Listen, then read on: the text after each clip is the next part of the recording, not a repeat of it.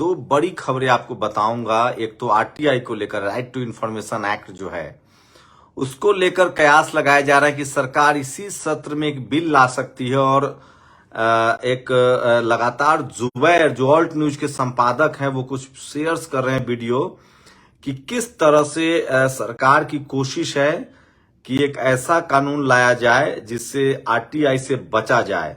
तो आरटीआई में बदलाव की कोशिश है और वो लोग जो आरटीआई बनाने के पक्ष में थे, जिन्होंने आंदोलन चलाया था, उनका एक वीडियो सुना रहा हूं आपको पहले।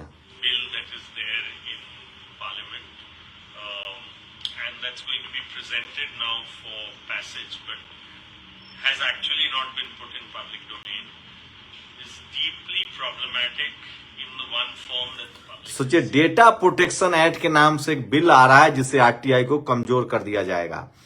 वही ईडी के डायरेक्टर जो मिश्रा हैं, संजय मिश्रा, उनका 15 सितंबर तक कार्यकाल को जो है वो बढ़ा दिया गया है। लेकिन सुप्रीम कोर्ट ने जो कहा है वो सुनिए। सुप्रीम कोर्ट ने कहा है कि ईडी के निदेशक संजय मिश्रा का कार्यकाल बढ़ाने की अर्जी पर सुनवाई कर रहा सुप्रीम कोर्ट। एसजी ने दलील दी कि एफटीएफए रिव्यू के लिए उनका कुछ दिन और रहना जरूरी है। जस्टिस गवई की टिप्पणी, लगता है आपका डिपार्टमेंट अयोग्य लोगों से भरा हुआ है। क्या कोई भी योग्य अधिकारी नहीं है? फिलहाल उनको उनके कार्यकाल को बढ़ा दिया गया है सितंबर तक, 15 सितंबर तक।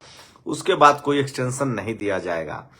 वहीं इसी को लेकर उद्धव ठाकरे ने कहा है कि एनडीए के 36 दलों में तीन दल ईडी, आईटी, सीबीआई सबसे मजबूत है। हिंदी में वो सुनिए। सरकार एक बार फिर से सूचना के अधिकार कानून को संशोधित करने जा रही है। डेटा संरक्षण यानी कि डेटा प्रोटेक्शन कानून के जरिए से, जो सरकार कह रही है कि वो इसी सत्र में पार्लियामेंट के मॉनसून सेशन में लेकर आ रही है। अब ये कानून कह रहा है कि सूचना के अधिकार की धारा 8 को संशोधित कर दिया जाएगा, जिससे कि लोगों की तमाम निजी सूचना जो है सूचना के अधिकार के कानून के दायरे से बाहर निकाल दी जाएंगी। अब हम सब जानते हैं कि जब से सूचना का अधिकार कानून आया है, पिछले 17 साल में लोगों ने इसका जम के इस्तेमाल किया है सरकार को जवाबदेह बनाने के लिए। आप ये सोचिए कि तमाम पब्लिक सेक्टर बैंक जो हैं, ये बड़े बड़े लोन देते हैं पूंजीपतियों को और वो लोन माफ कर दिए जाते हैं, पूंजीपति फरार हो जाते हैं, विलफुल डिफॉल्टर्स। क्या लोगों को जानने का हक नहीं है कि इन लोगों के नाम क्या हैं, ये कौन लोग हैं जो हमारा पैसा लेके फरार हो रहे हैं?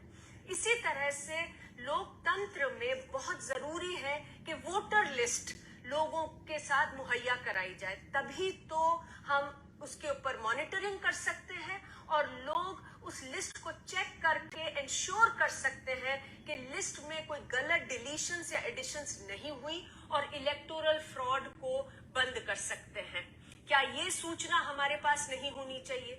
उसी तरीके से राशन, पेंशन, मनरेगा, इन सब चीजों में चोरी तभी होती है, स्कैम्स और करप्शन तभी होते हैं जब लोगों के पास सूचना नहीं होती कि किसको कितना राशन मिल रहा है, मनरेगा में कितनी पगार मिल रही है, किसको ठेके दिए जा रहे हैं।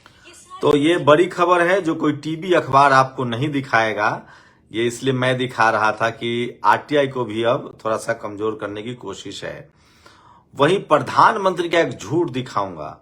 उन्होंने अमेरिका दौरे पर कहा कि हर साल एक आईआईटी, आईआईएम खुल रहा है। सरकार कह रही है संसद में 5 साल से कोई आईआईटी, आईआईएम नहीं खुला है। तो सोशल मीडिया पर जो तमाम वायरल खबरें हैं वो मैं बता रहा हूं और वो प्रधानमंत्री का एक वीडियो सुनाना चाह रहा हूं। पहले तो ये देखिए, ये आदिवासियों का प्रोटेस्ट है महाराष्ट्र में, मणिपुर को लेकर। तो ऐसा नहीं है, इसको ईसाई, ये है वो वीडियो। भारत में हर साल एक नया आईआईटी और एक नया आईआईएम बन रहा है, जबकि खुद सरकार का जवाब है पार्लियामेंट में कि पिछले 5 साल में एक भी आईआईटी और आईआईएम नहीं बना है, पिछले 5 साल में। इतना झूठ नहीं बोलना चाहिए किसी को भी। चलिए कल जवाब तुमको देना होगा। तो संसद को लेकर लगातार जो है वो ये भारत में हर साल एक नया आईआईटी और एक नया आईआईएम बन रहा है।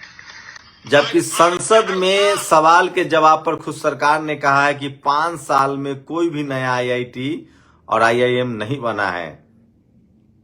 तो ये सबसे बड़ी खबर थी सोशल मीडिया पर। लेकिन आज एक और बड़ी खबर है। स्वामी प्रसाद मौर्य, जिसको मीडिया विवादित बयान कह रहा है, स्वामी प्रसाद मौर्य ने एक बड़ा सवाल पूछा। उन्होंने कहा है कि आप मुझे बताइए कि जब ज्ञान वापी मस्जिद का सर्वे हो सकता है, जब मुगल दौर में सारे मस्जिदों के फिर से जमीन छीने जा सकते हैं, तो बुद्ध विहारों को क्यों नहीं लौटाए जा सकते हैं? आखिर मुगल के आने से पहले मंदिर बने, तो मंदिर से पहले क्या था? उन्होंने कहा कि बद्रीनाथ भी पहले बौद्ध मठ था, उसका भी हो सर्वे। सपा नेता स्वामी प्रसाद मौर्य ने ज्ञान वापी के एसआई सर्वे पर उठाए हैं सवाल। जबकि कानून ये था कि आजादी के बाद जो भी पहले है उसको यथास्थिति बनाए रखा जाए। लेकिन जब मस्जिदों की खोज परख हो रही है तो लोग सवाल पूछ रहे हैं कि बुद्ध विहार क्यों नहीं, जबकि भारत की पहचान बुद्ध से है। बुद्धमय भारत को जब आप पढ़ेंगे, आप पढ़ सकते हैं, राजेंद्र प्रसाद सिंह को फॉलो कर सकते हैं।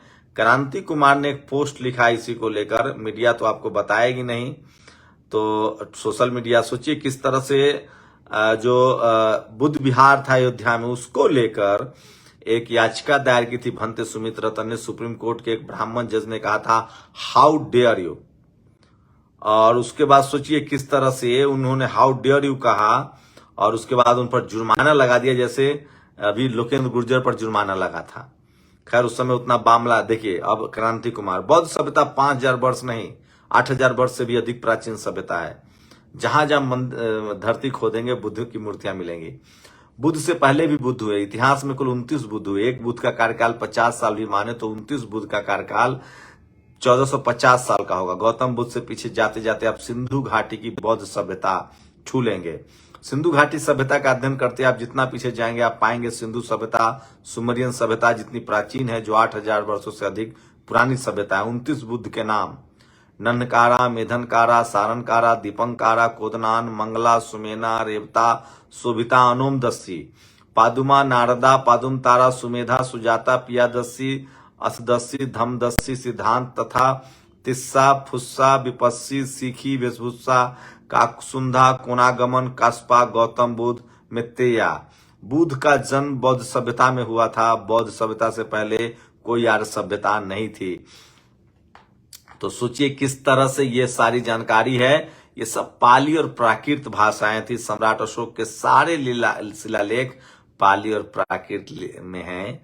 तो संस्कृत का कोई भी शिलालेख, आर्य सभ्यता का कोई भी शिलालेख पत्थरों पर नहीं मिलता है। राजेंद्र प्रसाद सिंह कहते हैं कि जो भाषा पुरानी होगी वो विलुप्त होगी। अच्छा बताइए, भारत में पाली और प्राकृत लोग बोलने वाले कितने लोग हैं? नहीं है। संस्कृत बोलने वाले कितने लोग हैं? कम है, कुछ हैं। हिंदी वाले ज्यादा हैं, अंग्रेजी वाले उससे भी ज्यादा हो रहे हैं। इसका मतलब जो पुरानी भाषा होगी वो पहले विलुप्त होगी। तो चलिए आप लोग और एक और वो उदाहरण देते हैं। जैसे आपने भी घर बनाया 1950 में और मैंने भी घर बनाया 1950 में, तो पहला घर किसके, और आपने बनाया 1950 में और मैंने बनाया 1990 में, तो पहले घर किसका टूटेगा? तो सारे धरती के नीचे बुद्ध विहार मिलते हैं, बुद्ध की मूर्तियां मिलती हैं, नालंदा, तक्षशिला, विक्रमशिला जैसी यूनिवर्सिटियां मिलती हैं। और इसी को छुपाने के लिए लोगों ने अपने घर के नाम के आगे प्राचीन लगाना शुरू कर दिया। प्राचीन मंदिर, प्राचीन इतिहास, प्राचीन धर्म। अच्छा, आप कोई किताब लिखेंगे तो अपने किताब का नाम प्राचीन किताब रखेंगे? प्राचीन मतलब होता है पुराना। प्राचीन मतलब किसी से अपने आप को पुराना दिखाना, इसलिए तो कहेंगे प्राचीन ग्रंथ, प्राचीन किताब, प्राचीन मंदिर। कुछ तो छुपाया जा रहा है। पढ़िए राजेंद्र प्रसाद सिंह की सारी किताबें जो सम्यक प्रकाशन से है, आपकी आंखें खुली रह जाएंगी। आप उनको फेसबुक पर पढ़ सकते हैं, ट्विटर पर भी आजकल है वो। शुक्रिया। नेशनल दस्तक की आपसे गुजारिश है कि अगर इसको बचाना चाहते हैं तो नेशनल दस्तक को सब्सक्राइब करने के लिए रेड कलर के सब्सक्राइब बटन को दबाएं, फिर बेल आइकन की घंटी दबाएं। नेशनल दस्तक को बचाने के लिए बहुत जरूरी है कि हर खबर को शेयर करें, लाइक करें, कमेंट जरूर करें।